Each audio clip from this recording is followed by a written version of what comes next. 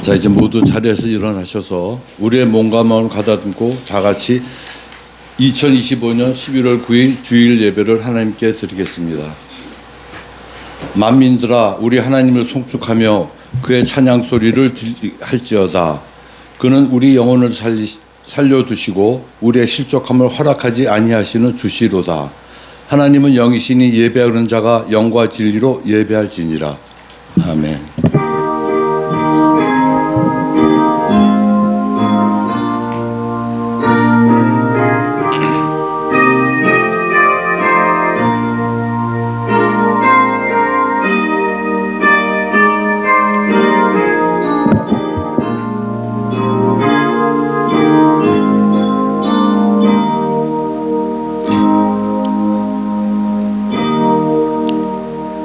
인생의 생사 화복을 주관하시는 전능하신 하나님 아버지, 가을이 깊어가는 때에 저희가 주일을 기억하고 겸손한 마음으로 예배의 자리에 섰습니다. 만물들이 때를 알고 겨울을 준비하는 것처럼 저희도 때를 알고 주님 다시 오심을 기다리는 거룩한 성도로 살아갈 수 있도록 도와주시옵소서. 일상에 매이고 일과 시간, 사건에 치여서 하나님과 그 뜻을 생각하지 아니하고 내 생각과 내 고집으로 살았었지만 이제 돌이켜 하나님을 보게 하시고 경건을 훈련하며 영혼의 추수를 준비하는 삶을 살게 하시옵소서. 이전보다 더 겸손하게 진실한 마음으로 예배를 드립니다. 기쁘게 받아 주시옵소서. 우리 주 예수 그리스도의 이름으로 기원하옵나이다. 아멘. 함께 찬송가 28장을 하나님께 찬양하겠습니다.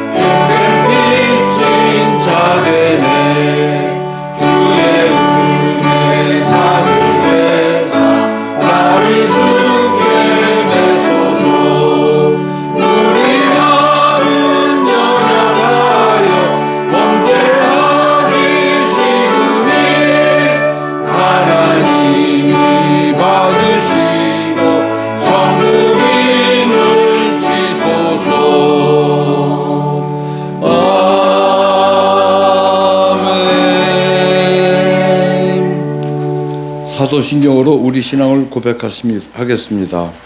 나는 전능하신 아버지 하나님 천지의 창조주를 믿습니다. 나는 그의 유일하신 아들 우리 주 예수 그리스도를 믿습니다. 그는 성령으로 잉태되어 동정녀 마리아에게서 나시고 본디오 빌라도에게 고난을 받아 십자가에 못 박혀 죽으시고 장사된 지 사흘 만에 산자 가운데서 다시 살아나셨으며 하늘에 오르시어 전능하신 하나님 아버지 우편한 자 계시다가 거기로부터 살아있는 자와 죽은 자를 심판하러 오십니다. 나는 성령을 믿으며 거룩한 공교회와 성도의 교제와 죄를 용서받는 것과 몸의 부활과 영생을 믿습니다. 아멘. 오늘 교독하신 말씀은 시편 144편 1절에서 6절 말씀입니다. 말씀을 교독하겠습니다. 나의 반석이신 여호와를 찬송하리로다. 그가 내 손을 가르쳐 싸우게 하시며 여호와는 나의 사랑이시요 나의 요새이시요 나의 산성이시요 나를 건지시는 이시요 나의 방패이시니 내가 그에게 하였고 그가 내 백성을 내게 전하게 하셨나이다. 여호와여 사람이 무엇이기에 주께서 그를 알아주시며 인생이 무엇이기에 그를 생각하시나이까. 사람은 헛것같고 그의 영향을 지나가는 그림자 같으니이다. 여호와여 주의 하늘을 들이우고 강림하시며 산들에 접촉하사 연기를 내게 하소서. 번개를 멈춰주사 원수를 흩으시며 주의 화살을 쏘아 그들을 무찌르소서. 모두 자리에 앉으시겠습니다. 찬송가 325장을 드리겠습니다.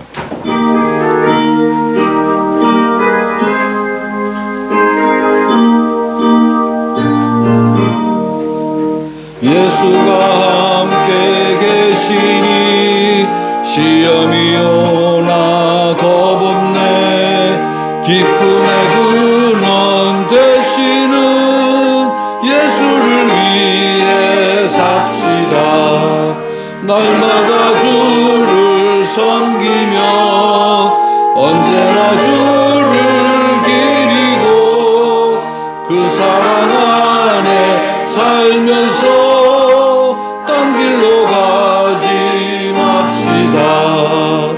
이 세상 사는 동안에 주의 이름 전파하면서 무한한 공락 주시는 예수를 위해 삽시다.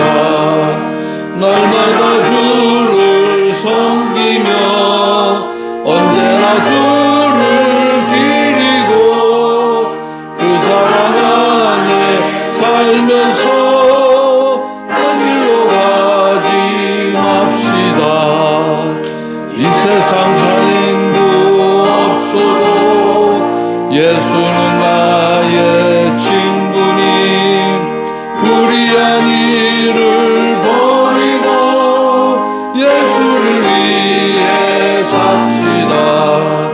날마다 주를 섬기며 언제나 주를 기리고 그 사랑 안에 살면서 딴 길로 가지 맙시다. 주께서 심판하실 때 잘했다 칭찬하리니 이런 사랑도 만나러 예수를 위해 삽시다. 날마다 주를 섬기며 언제나 주를 기리고 그 사랑 안에 살면서 딴 길로 가지 맙시다.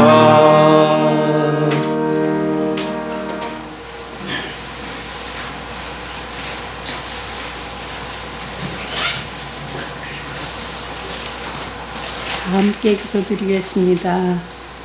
사랑과 은혜가 충만하신 하나님 아버지, 복된 일을 이렇게 주님을 예배하는 자리로 인도하시는 은혜에 감사합니다. 주님께 믿음으로 드려지는 행함이 풍성하고 아름다운 열매를 맺는 예배가 되게 하옵시고, 우리의 복잡한 생각과 세상의 근심을 내려놓고 온전히 예배에 집중하는 시간이 되게 하옵소서. 우리가 세상 속에 살아가며 알게 모르게 지은 죄를 주님 앞에 내려놓습니다. 우리의 연약함을 용서해 주옵소서. 세상의 일상 속에서 지치고 상한 심령들이 주님 앞에 나아서오니 하늘의 평안과 위로를 내려 주옵소서. 하나님 아버지, 오늘도 생명의 말씀을 듣기 원합니다. 말씀을 전하시는 목사님에게 성령의 기름을 부어주셔서 그 말씀이 우리 마음에 깊이 새겨지게 하옵소서. 듣기만 하는 자가 아니라 말씀을 따라 살아가는 참된 예배자가 되게 하옵소서. 찬양을 드리는 성가대와 보이지 않는 곳에서 수고하시는 손길 위에도 풍성한 은혜로 채워주시길 원하오며 우리 죄를 구원하여 주신 예수님의 이름으로 기도드렸사옵나이다. 아멘.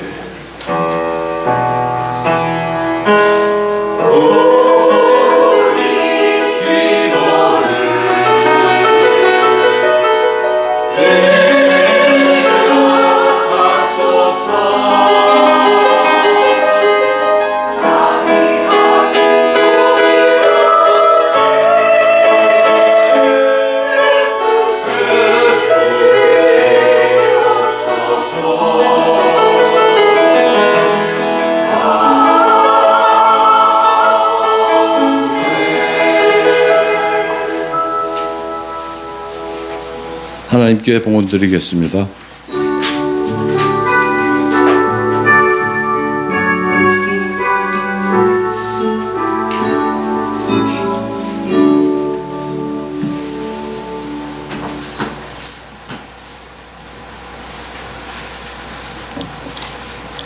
기도드리겠습니다. 풍성한 계절에 저에게 필요한 모든 것을 주신 은혜에 감사하여 우리가 힘써 얻은 것 중에서 주님께 드릴 것을 구별하여 드립니다. 우리의 마음을 다하여 정성으로 드리오니 주님 기뻐 받아 주시옵소서. 예수님의 이름으로 기도드리옵나이다. 아멘.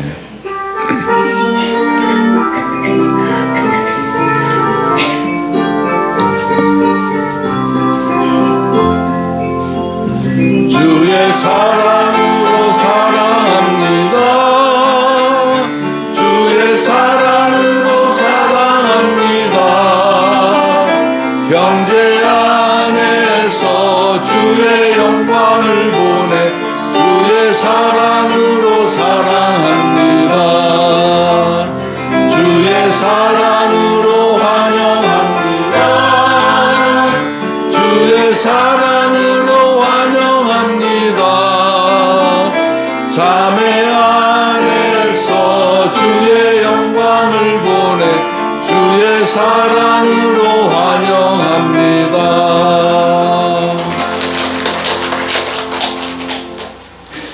교회 소식을 알려드리겠습니다. 이번 주 목요일은 수능일입니다. 시험을 치르는 자녀들이나 주위의 친구들에게 시험을 잘 마칠 수 있도록 기대해 주시겠습니다. 그리고 이번 주에 특별히 축하할 일이 있습니다. 우리 교회 유일한 수험생인 이준원 군이 그동안 목표로 하였던 한양대 음악과의 우수한 성적, 그러니까 18대 1이라고 그러더라고요. 그 강력한 경쟁을 뚫고 당당히 합격을 하였습니다.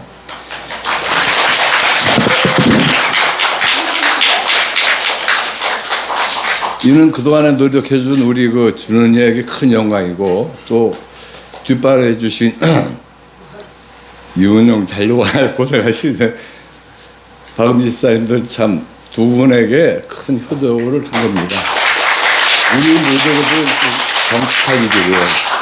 그런 마음을 담아서 떡을 준비하신 것 같습니다. 갈 때 다 챙겨가시고 준원이가 대학생활을 잘 할 수 있도록 축하와 격려를 해주시기 바라겠습니다. 찬송가 373장을 드리겠습니다.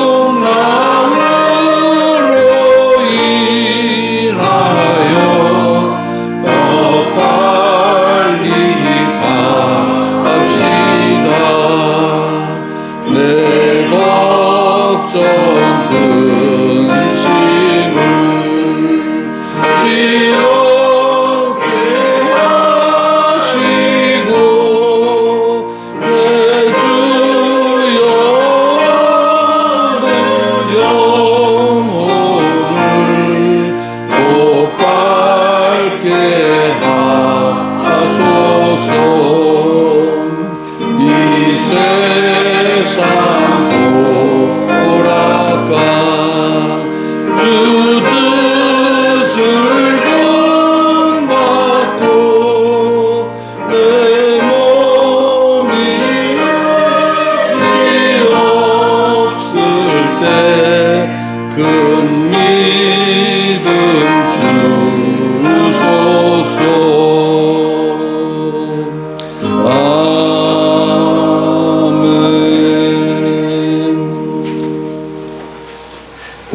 우리에게 주시는 말씀은 요한계시록 6장 1절에서 11절 말씀입니다. 하나님의 말씀입니다. 경청하시기 바라겠습니다. 내가 봄에 어린 양의 7인 중에 하나를 떼시는데 그때 내가 들으니 내 생물 중에 하나가 우레소리같이 말하되 오라 하기로, 이에 내가 보니 흰 말이 있는데 그 탄자가 활을 가졌고 멸관을 받고 나아가서 이것도 이기려 하더라. 둘째 인을 떼실 때에 내가 들으니 둘째 생물이 말하되 오라 하니 이에 다른 붉은 말이 나오더라. 그 탄자가 허락을 받아 땅에서 화평을 제하여 버리고 서로 죽이게 하고 또 큰 칼을 받았더라. 셋째 인을 떼실 때에 내가 들으니 셋째 생물이 말하되 오라 하기로, 내가 보니 검은 말이 나오는데 그 탄자가 손에 저울을 가졌더라. 내가 내 생물 사이로부터 나는 듯한 음성을 들으니 이르되 한 데나리온의 밀 한 대요 한 데나리온의 보리 석대로다. 또 감난이와 포도주는 해치지 말라 하더라. 넷째 인을 떼실 때 내가 넷째 생물의 음성을 들으니 말하되 오라 하기로, 내가 봄에 청황색 말이 나오는데 그 탄자 이름은 사망이니 음부가 그 뒤를 따르더라. 그들이 땅 4분의 1의 권세를 얻어 검과 흉령과 사망과 땅의 짐승들로 죽이더니, 다섯째 인을 떼실 때에 내가 보니 하나님의 말씀과 그들이 가진 증거로 말미암아 죽임을 당한 영혼들이 그 제단 아래에 있어 큰 소리로 불러 이르되, 거룩하고 참되신 대주제여, 땅에 거하는 자들을 심판하여 우리의 피를 갚아주지 아니하시기를 어느 때같이 하시려 하나이까 하니, 각각 그들에게 흰 두루마기를 주시며 이르시되 아직 잠시 동안 쉬되 그들의 동무종들과 형제들도 자기처럼 죽임을 당하여 그 수가 차기까지 하라 하시더라. 아멘.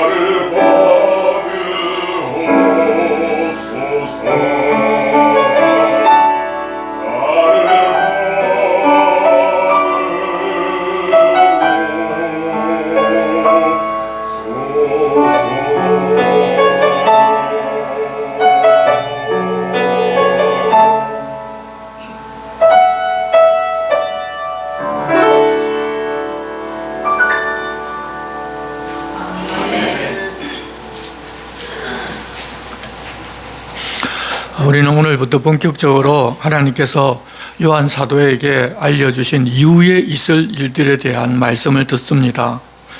믿는 사람은 물론이고 믿지 않는 사람들도 종말에 어떤 일이 있을 것인지를 다들 알고 싶어 하는데, 하나님께서 그 일들을 요한 사도에게 보여주고 알려주신 것은 하나님께서 이 모든 세상 일을 주관하고 계시니 세상 권세가 휘두르는 칼이나 심지어 죽음조차도 두려워하지를 말고 믿음을 끝까지 지키면서 살게 하고자 그러셨습니다.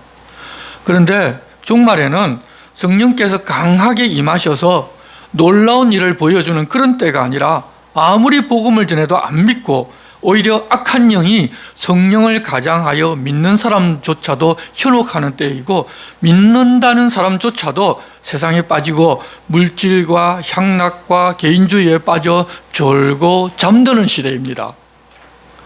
예수님께서 들려주신 종말에 대한 그런 비유를 보면, 신랑이 늦게 오니 미련한 처녀도 졸며 잤고 슬기로운 처녀 역시 졸며 잤습니다.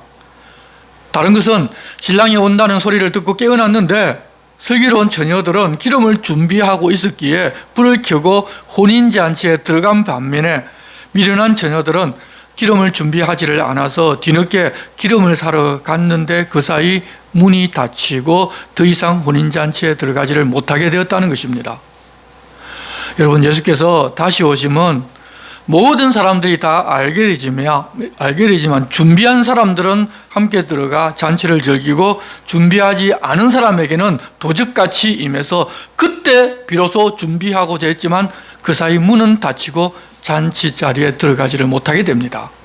그런데 왜 그리 드디어 오시는가 하면, 아무도 멸망하지 아니하고 다 회개하고 구원받기를 원하시기 때문입니다. 마지막으로 우리 주님을 영접할 사람이 누구인지 우리는 모르지만, 그 사람이 주님을 영접하고 믿을 때까지 종말이 임하지를 않습니다.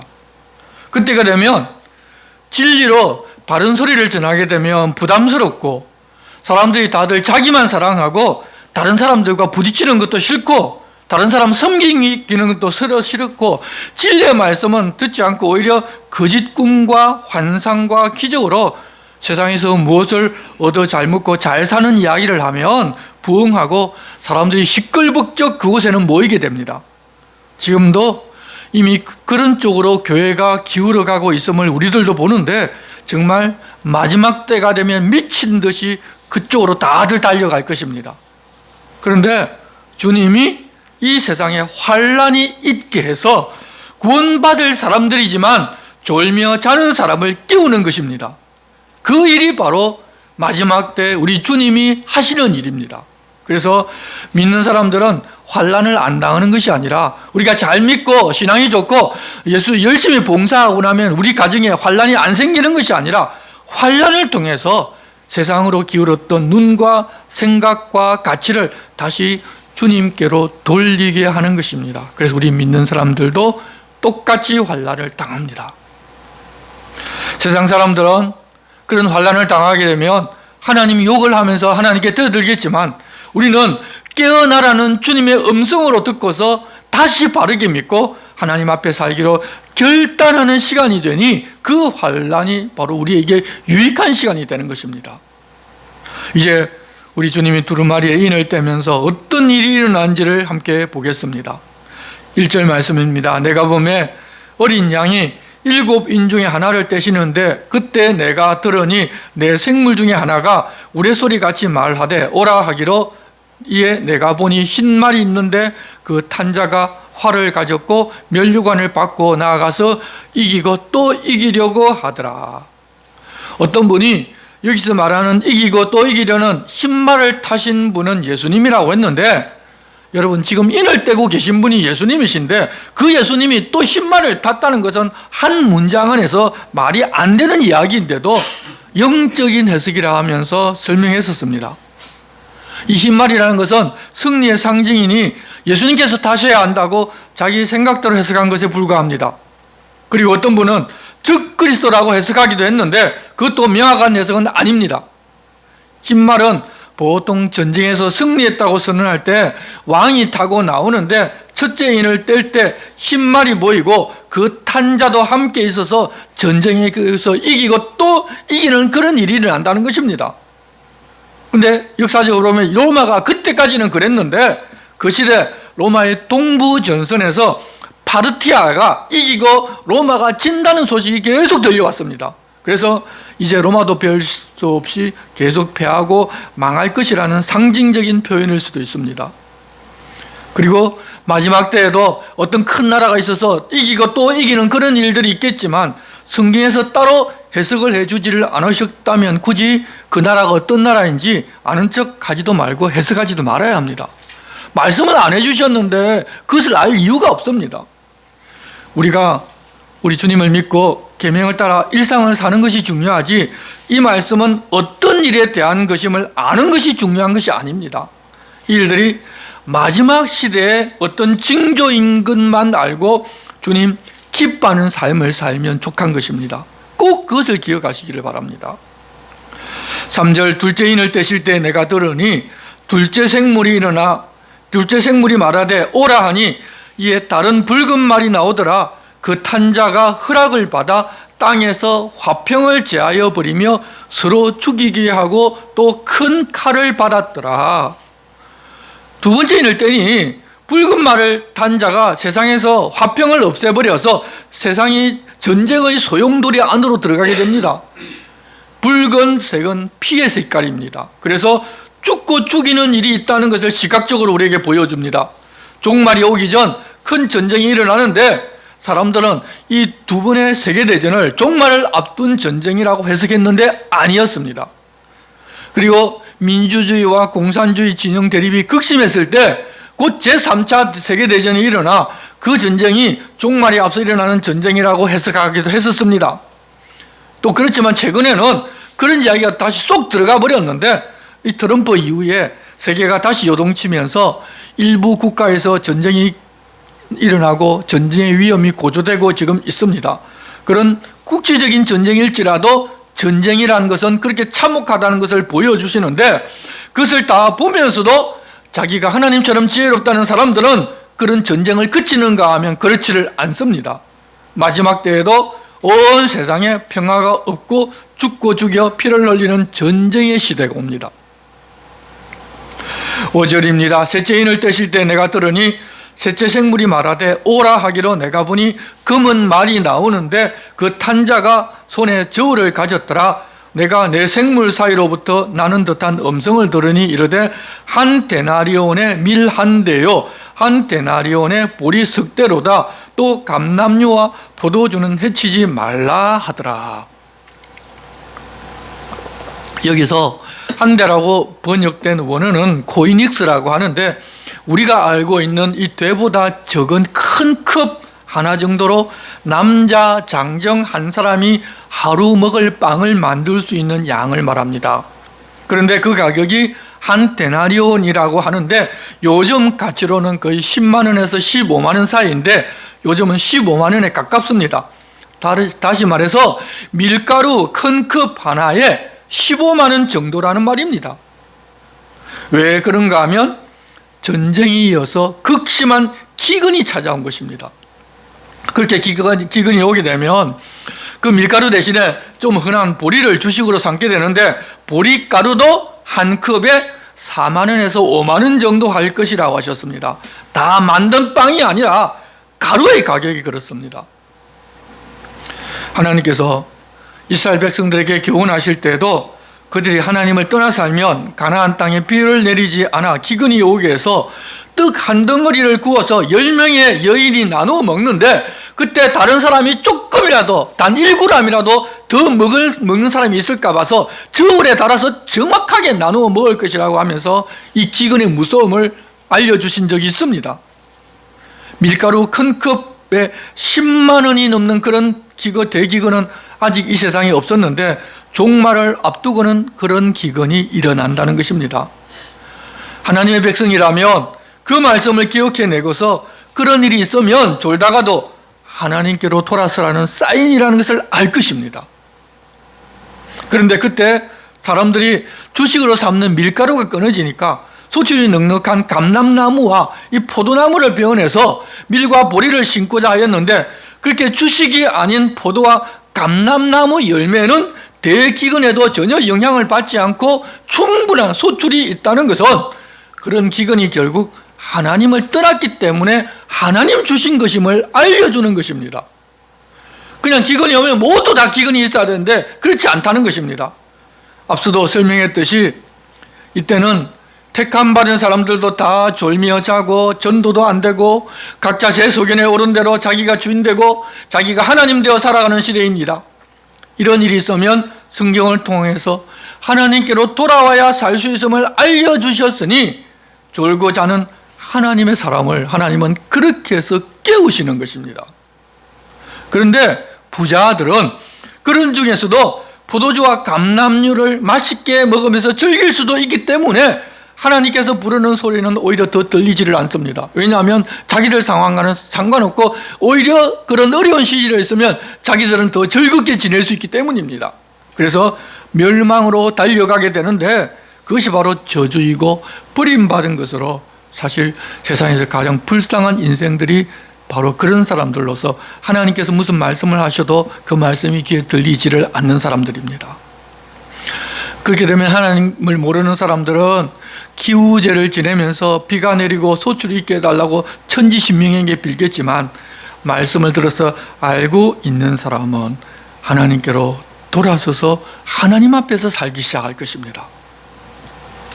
7절입니다. 넷째 인을 떼실 때 내가 넷째 생물의 음성을 들으니 말하되 오라 하기로 내가 보면 정황색 말이 나오는데 그 탄자의 이름은 사망이니 음부가 그 뒤를 따르더라. 그들이 땅 4분의 1의 권세를 얻어 금과 흉년과 사망과 땅의 짐승들로서 죽이더라. 그렇게 전쟁과 기근이 이어지면서 사망이라는 것이 따라옵니다. 정황색은 시신의 색상인데 그 색상의 말이 나오고 그 탄자의 이름은 사망이어서 음부가 그 뒤를 따르는데 그들이 땅 4분의 1의 권세를 얻어서 금과 흉년과 사망과 땅의 짐승으로 사람들을 죽입니다. 우리 지금 인구가 약 82억 명인데 이 땅에 약 20억 정도가 그렇게 죽는 일이 일어나면 네 번째 인이 떨어졌다는 것을 알 수가 있습니다. 이쯤 되면 졸미어 자든 하나님의 사람들이라면 이제 다 깨어나지 않겠습니까? 주님 언제 오실지 그 시각을 몰라도 이런 징조로 깨어나라고 하시기 때문에 그냥 깨어나면 됩니다. 그래서 주님 다시 오시는 날이 언제인지 우리는 알고자 할 필요가 없습니다. 더구나 예수님도 모르고 하나님만 아신다고 말씀하셨는데 알고자 하는 것이 그러면 불경이 되고 마귀의 속임수에 넘어가 악을 추구하는 것이 될 것입니다. 그런 미혹에 속지 말고 이런 징조가 보여 오실 날이 가까웠음을 알려주시니 우리들에게 주신 하루를 내가 주인 되지 않고 마음의 왕자의 주님을 모시고 살아가면 그것이 바로 그런 때를 맞이하는 진짜 성도의 삶입니다. 그런 것을 알려고 아웅당 의거부하지 마시고 그런 것을 알려준다는 사람이 내 주위에 있어서 기도 응답 받았다, 기도한 대로 다 된다고 하면서 신령한 척 하더라도 그 이야기 듣지 마시길 바랍니다. 거짓말입니다. 지금까지 내 인을 뗐는데 지금까지 인을 뗄 때 인이라는 일은 하나님을 모신 내 생물 즉 케루빔이라는 내 천사를 통해서 모든 일을 진행하셨습니다. 세상에 어떤 일이 일어날 때는 그렇게 하셨는데 이후에는 인을 떼더라도 다른 방식으로 일이 이루어집니다. 9절 다섯째 인을 떼실 때 내가 보니 하나님의 말씀과 그들이 가진 증거로 말미암아 죽임을 당한 영혼들이 제단 아래에 있어 큰 소리로 불러 이르되 거룩하고 참되신 대주제여 땅에 거하는 자들을 심판하여 우리 피를 갚아주지 아니하시기를 어느 때까지 하시려 하나이까 하니 각각 그들에게 흰 두루마기를 주시며 이러시되 아직 잠시 동안 쉬되 그들의 동무 종들과 형제들도 자기처럼 죽임을 당하여 그 수가 차기까지 하라 하시더라. 성경을 보면 일반적으로 성도들이 죽으면 나원이나 아브라함의 품에 가 있다고 알려주셨는데 이 계시록에는 순교자는 특별한 대접을 받고 특별한 곳에 머무는 것을 보여주시는데 바로 제단 아래에 계시다는 것입니다. 그들이 오랫동안 그곳에 머물러 있으면서 땅에 거하는 자들 심판하여 우리 피를 갚아주지 아니하시기를 어느 때까지 하시려냐고 하면서 하나님께 우리 원통함을 언제 풀어주시려고 그 원통함 빨리 풀어달라고 구하고 있다는 것입니다. 그런데 하나님께서 그들 각각 그들에게 흰 두루마리기를 주면서 아직 잠깐 시대 그들의 동무종들과 형제들도 자기들처럼 죽임을 당하여 그 수가 차기까지 그렇게 하라고 말씀하셨습니다. 순교자의 숫자도 하나님께서 정한 숫자가 차야 한다는 것입니다. 우리가 주님 빨리 오시라고 금식하고 천례한다고 오시는 것이 아닙니다. 순교자들이 그렇게 간청하는데도 좀 더 기다리라고 말씀하셨는데 순교자도 되지 못한 우리가 그러면 주님 빨리 오신다고 하는 말도 안 되는 말을 하는 사람들과 그 말을 믿고 속는 사람들이 있는데 여러분 그런 말을 하고 듣는 것이 신령하다고 하니 그냥 한심할 따름입니다. 하나님은 정말 오래 참으시는 분이십니다. 순교자들이 억울하다며 우리 원통함을 풀어달라고 그렇게 애원하는데도 살릴 사람은 살리고 구원할 사람은 구원하고 또한 정해진 숫자의 순교자가 차기까지 하나님은 기다리십니다. 이것을 보여주신 지 지금 2000년이 지난 지금도 순교자들은 기다리고 있습니다. 순교자들이 기다린다는 것은 우리 하나님께서 참고 기다리고 계시다는 것입니다. 그래서 우리도 세상에서 당한 우리의 억울함을 풀어달라고 다들 기도하기도 하겠지만 더 중요한 것은 우리 주님이 기다리시는 만큼 우리도 인내할 수 있게 해달라고 기도해야 합니다. 그것이 주님의 마음을 알고 주님 마음에 합한 기도일 것입니다. 우리들은 그렇게 하라고 요한을 통해서 바로 이 계시의 말씀을 들려주신 것입니다. 이렇게 무엇을 어떻게 구하여야 할지도 알려주셨는데 이런 말씀은 보지도 않고 그저 주시옵소서라거나 기도원에 모여서 철야하고 금식하면 주님 빨리 오신다는 헛된 소리를 하게 되면 신령하다고 착각하는 자기가 주인된 그런 신앙생활을 좋게 보고 빠져드는 일이 우리 안에서는 절대 없게 합시다. 12절입니다. 내가 보니 6째 인을 떼실 때 큰 지진이 나며 해가 검은 털로 짠 상복같이 검어지고 달은 온통 피같이 되며 하늘의 별들이 무화과 나무가 대풍에 흔들려 서리건 열매가 떨어지는 것 같이 땅에 떨어지며 하늘은 두루마리가 말리는 것 같이 떠나가고 각 산과 섬이 제 자리에서 옮겨지매 6째 인을 뗄 때 엄청난 지진이 일어납니다. 그 지진이 지구 내부의 변화만으로 일어나는 것인지 아니면 하늘에서 소행성이나 유성이 떨어지고 그 영향으로 지진이 일어나는지 명확하지는 않지만 만일 그렇다면 온 세상에 다 난리가 날 것입니다. 그때 태양이 검은 상복같이 검어지고 해가 어두워집니다. 달도 해가 어두워지니 피같이 붉게 됩니다. 또한 하늘에서 별들이 떨어지는데 태풍이 불어서 무화과 나무가 설이 걷는데도 우수우수 떨어지는 것처럼 떨어집니다. 소행성이 하나만 지구에 떨어져도 난리인데 우수우수 떨어지니 땅이 제자리에 있지를 못하고 지진으로 밀려 다른 곳으로 움직입니다. 얼마나 많은 사람이 죽겠습니까? 이런 현상이 있는데 그것을 눈으로 보고 매스컴이 계속해서 이런 일이 있다고 소식을 전할 것인데 이 사인을 보고도 모를 그리스도인이 어디에 있겠습니까? 그리스도인이라면 졸며 자는 사람이 다 깨는 것입니다. 그렇게 되니 15절 땅의 임금들과 왕족들과 장군들과 부자들과 강한 자들과 모든 종과 자유인이 굴과 산들의 바위 틈에 숨어 산들과 바위에게 말하되 우리 위에 떨어져 보좌에 앉으신 이의 얼굴에서와 그 어린 양의 진노에서 우리를 가리라. 그들의 진노의 큰 날이 이르렀으니 누가 능히 서리어 하더라. 사람들이 다들 굴 속으로 대피소로 들어갑니다. 그러면서 산들과 바위에게 자신들을 위를 덮어서 보좌 위에 앉으신 이의 얼굴에서와 그 어린 양의 진노에서 우리를 가리라. 이런 진노의 큰 날이 이르렀으니 누가 서리오라고 말을 한다는 것입니다. 세상 사람들도 이런 말세가 되어서 그렇다는 것도 알고 예수 믿는 사람들이 말하는 심판의 날이라는 것을 압니다. 그런데도 회개 안 할 사람들은 회개를 안 합니다. 끝까지 한번 해보자고 합니다. 이때가 되면 성령께서 사람들을 도우지 않기 때문에 자기가 회개하고 싶어도 회개하지 못합니다. 악령이 꽉 붙잡고 있기 때문에 회개도 못합니다. 때가 있을 때 회개도 하는 것이지 여러분 시간이 지나가면 아무것도 못합니다. 그런데 이런 이야기는 이미 구약 성경에서도 알려주셨습니다. 요엘서 2장 30절에서 31절 말씀을 보면 내가 이적을 하늘과 땅에 베풀리니 곧 피와 불과 연기 기둥이라 여호와의 크고 두려운 날이 이르기 전에 해가 어두워지고 달이 핏빛같이 변하려니와. 여호와의 크고 두려운 날, 즉 대심판이 있기 전에 피와 불과 연기 기둥이 나타나고 해가 어두워지고 달이 핏빛같이 변하는데, 그렇지만 32절에서는 누구든지 여호와의 이름을 부르는 자는 구원을 얻으리라고 말씀해 주셨습니다. 요한계시록뿐만 아니라 구약성경 곳곳에도 이렇게 마지막 때의 일을 알려주고 눈이 열리고 귀가 열리는 사람들은 듣고 볼 수 있게 해놓으셨습니다. 이 정도인데 깨어나지 않는 사람이라면 하나님의 사람일 수가 없습니다. 7장입니다. 이 일 후에 내가 내 천사가 땅 내 모퉁이에 선 것을 보니 땅의 사방의 바람을 붙잡아 바람으로 하여금 땅이나 바다에나 각종 나무에 불지 못하게 하더라. 이 바람이 부는 것은 자연현상으로 일어나는 것인데 사람들은 그렇게 알고 있지만 그것도 사실은 하나님의 허락이 있어야 가능하다는 것입니다.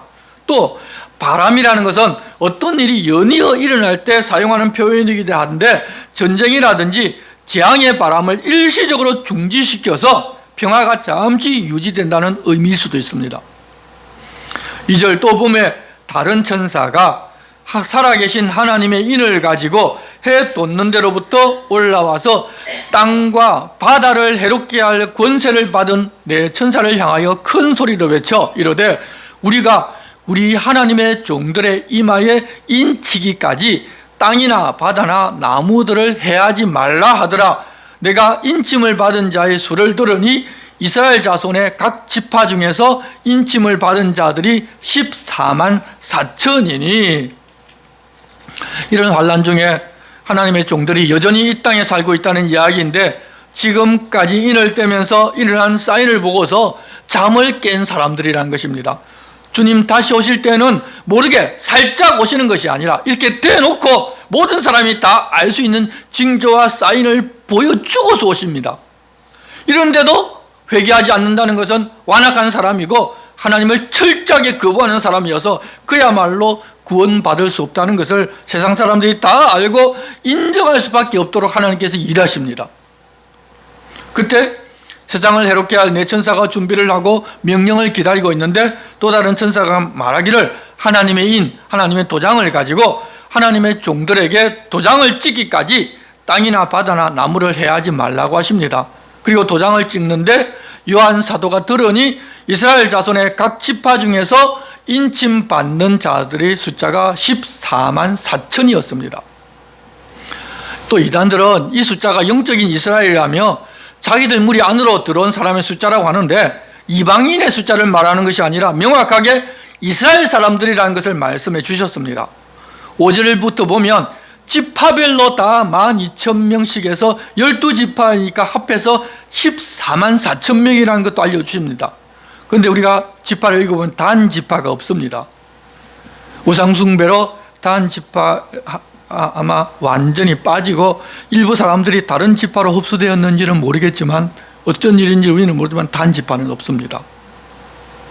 9절 이 일 후에 내가 보니 각 나라와 족속과 백성과 방언에서 아무도 능히 셀 수 없는 큰 무리가 나와 흰옷을 입고 손에 종려가지를 들고 보좌 앞과 어린 양 앞에 서서 큰 소리로 외쳐 이르되 구원하심이 보좌에 앉으신 우리 하나님과 어린 양에게 있도다 하니 모든 천사가 보좌와 장로들과 내 생물의 주위에 서 있다가 보좌 앞에 엎드려 얼굴을 대고 하나님께 경배하여 이르되 아멘 찬송과 영광과 지혜와 감사와 존귀와 권능과 힘이 우리 하나님께 세세토록 있을지어다 아멘 하더라. 앞서 유대인의 숫자는 14만 4천 명이지만 이후에 나오는 이방인의 숫자는 너무 많아 셀 수가 없이 많은 사람들이 그런 환란이 있는 것을 보고 회개하기 위해서 하나님 앞으로 나왔다는 것입니다. 그래서 흰옷을 입고 있다는 것입니다. 당신은 많은 사람들이 배교하고 얼마 남지 않은 성도들도 너무 힘겨워하고 두려워하고 있는 그런 시점인데 그렇게 많은 사람이 나오는 것을 보고서 요한이 놀라며 의안이 붕붕했을 것입니다. 13절 그때 장로 중 하나가 응답하여 나에게 이르되 이 흰옷 입은 자들이 누구며 또 어디서 왔느냐고 물었습니다. 이런 질문을 했다는 것은 이들이 누구인지를 명확하게 알려주기 위한 것입니다. 14절 내가 말하기를 내 주여 당신이 아시나이다 하니 그가 나에게 이르되 이는 큰 환란에서 나오는 자들인데 어린 양의 피에 그 옷을 씻어 희게 하였느니라. 유대인들은 지진이 있고 별이 하늘에서 떨어지고 하는 그런 환란을 겪어도 지파별로 약 12,000명 정도밖에 되지 않은데 이방인들은 그런 환란을 경험하는 중에 회개하고 주님 앞으로 나온 사람들이 그렇게 셀 수도 없이 많다는 것입니다. 그러면 어떻게 되는가 하면 15절 그러므로 그들이 하나님의 보좌 앞에 있고 또 그의 성전에서 밤낮 하나님을 섬기며 보좌에 앉으시니가 그들 위에 장막을 치시리니 그들이 다시는 줄이지도 아니하며 목마르지도 아니하고 해나 아무 뜨거운 기운에 상하지도 아니하리니 이는 보좌 가운데 계신 어린 양이 그들의 목자가 되사 생명수 샘으로 인도하시고 하나님께서 그들의 눈에서 모든 눈물을 씻어 주실 것임이라. 요한 사도가 있을 당시에 박해받는 성도들은 줄이고 목마르고 뜨거운 태양 아래에서 고난을 겪으면서 눈물 마를 날이 없었습니다. 그리고 우리들도 예수 믿기 때문에 항상 손해보고 참으면서 속으로 눈물을 흘리고 숨어서 울며 살아갑니다. 하지만 주님은 그것을 다 씻어주시고 다시는 그런 일이 없게 해주신다는 것입니다. 그러니 지금 혹 그런 일이 있다 하더라도 힘을 내고 견디고 이기자는 것입니다. 8장 1절입니다. 일곱째인을 떼실 때 하늘이 반시간쯤 고요하더니 내가 보매 하나님 앞에 7 천사가 서 있어 7 나팔을 받았더라. 일곱째인은 어떤 사건이 일어나는 것이 아니라 7 나팔을 등장시키는데 그때 잠시 고요하다는 것은 엄청난 폭풍이 오기 전 잠시 숨 돌릴 틈을 주는 것입니다. 앞으로 7 나팔을 불게 될 때 엄청난 재앙이 임하게 됩니다. 3절 또 다른 천사가 와서 제단 곁에 서서 금 향로를 가지고 많은 향을 받았으니 이는 모든 성도의 기도와 합하여 보좌 앞 금 제단에 드리고자 함이라. 향연이 성도의 기도와 함께 천사의 손으로부터 하나님 앞으로 올라가는지라. 천사가 향로를 가지고 제단에 불을 담아 땅에 쏟음에 우레와 음성과 번개와 지진이 나더라. 성도들이 지금 고난과 박해 가운데 있는데 하나님 이런 상황에서 우리를 구원해 달라고 늘 기도합니다. 그런데 기도에 응답은 없고 박해가 계속되면 우리 기도를 하나님께서 들으시는지 마는지 의심하게 됩니다. 이때 그들이 다들 이러고 있었습니다. 요한 사도가 있을 그 당시에 그런 상황이었는데 성도들이 드리는 기도는 모두 하나님 보좌에 올라가고 있다는 것을 알려주시는 것입니다. 사람들은 그렇게 기도하면서 박해와 고난이 빨리 끝나기를 바라지만 하나님께서는 오히려 그런 일을 통하여 성도와 세상에 속한 사람들을 구분하고 성도들을 깨우는 일을 하시는데 성도들은 이미 영원한 생명을 얻었고 그들이 세상에서 흘린 눈물과 억울함을 주님이 다 풀어주실 것이니 견디고 참고 믿음으로 이기자는 것입니다. 세상에서 누리는 것과는 비교도 안 되는 영원한 것이 성도들에게 기다리고 있으니 말입니다. 성도 여러분, 우리가 이런 일들이 있을 이 땅에 아직 살고 있는 것은 이곳에서 우리가 해야 할 주님 부탁하신 사명이 있기 때문입니다. 하지만 우리들은 이미 하나님 나라의 백성들이고 하나님의 권속이고 영원한 생명을 가진 사람들입니다. 그러니 이 땅에서 어려운 일에 매이고 그것 때문에 신앙생활을 포기하고 하는 것이 아니라 오히려 그것으로 인하여 주님 더 가까이 가고 이런 환란이 있을 우리 후손들에 비하면 지금은 평화의 시대이고 복과 여러분 육신의 즐거움조차도 누릴 수 있는 그런 시대임을 알고 우리는 이때 주님의 바람대로 살아가는 그런 신앙생활을 합시다. 여러분 행복한 시대입니다. 우리에게 있는 고난, 왜 나만 이런 고난 가지고 있느냐고 여러분 원망하지 마시기 바랍니다. 그런 고난조차도 하나님은 우리의 유익을 위해서 허락하시지, 우리의 유익이 안 되면 절대 하나님 허락하지를 않습니다. 그 고난을 그치고 지나고 나면 주님 이 이유 때문에 이렇게 하셨구나 깨닫고 그것으로 인하여 찬송하며 감사가 흘러 넘치는 삶을 살게 될 것입니다. 우리 모두가 다 그런 하나님의 은혜 안에 있는 사람임을 기억하고 살아갑시다. 기도하겠습니다. 하나님 아버지, 주님 다시 오시기 전 이 땅에 놀라운 일들이 일어나는 것은 모두 하나님의 손 안에 있고 사실은 졸며 자는 성도들을 깨우시려고 하는 것임을 우리들은 알고 두려워하지 않게 도와주시옵소서.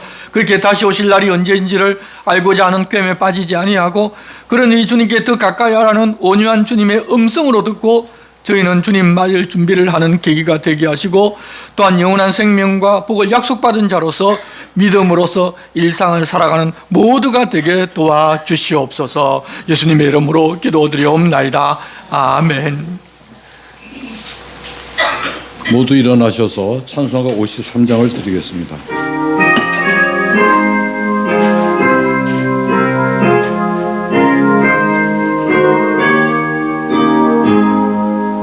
성전을 떠나가기 전 머리를 숙일 때 주께서 함께 계시고 복 내려주소서.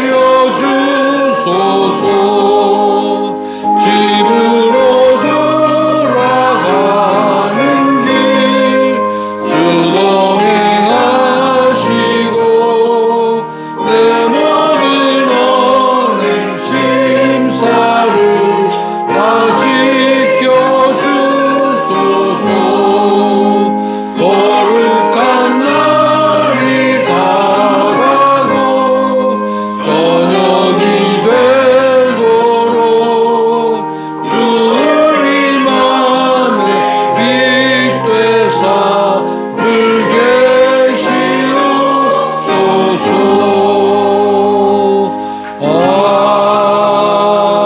아멘.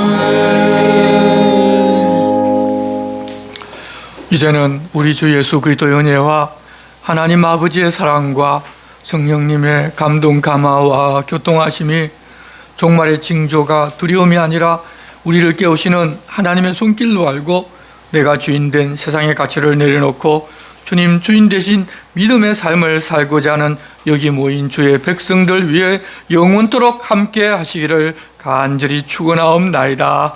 아멘.